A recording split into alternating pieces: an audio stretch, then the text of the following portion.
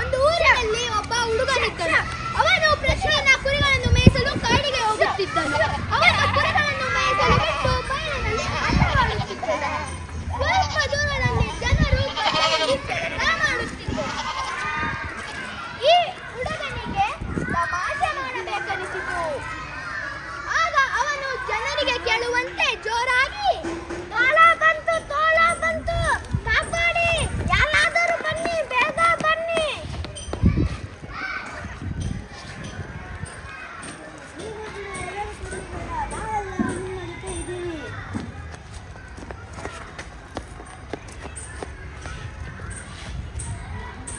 ಮಾರನೆಯ ದಿನವೂ ಕುರಿ ಕಾಯುವ ಹುಡುಗ ಎಲ್ಲ ಜನರಿಗೂ ಕೇಳುವಂತೆ, ಅಯ್ಯೋ ತೋಳ ಬಂತು, ತೋಳ ಕಾಪಾಡಿ, ಬೇಗ ಬನ್ನಿ.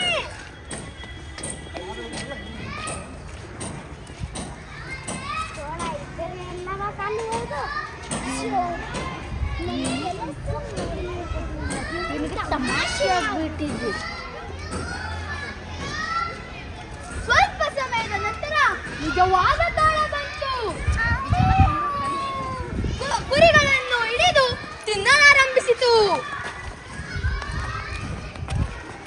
ಅಯ್ಯೋ ಬನ್ನಿ, ಕಾಪಾಡಿ, ನಿಜವಾದ ತೋಳ ಬಂದಿದೆ, ತೋಳ ಕಾಪಾಡಿ.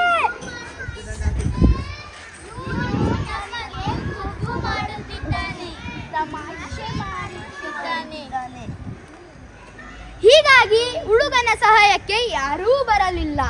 ಹುಡುಗನ ಕುರಿಗಳು ಎಲ್ಲ ಸತ್ತು ಹೋಗಿದವು.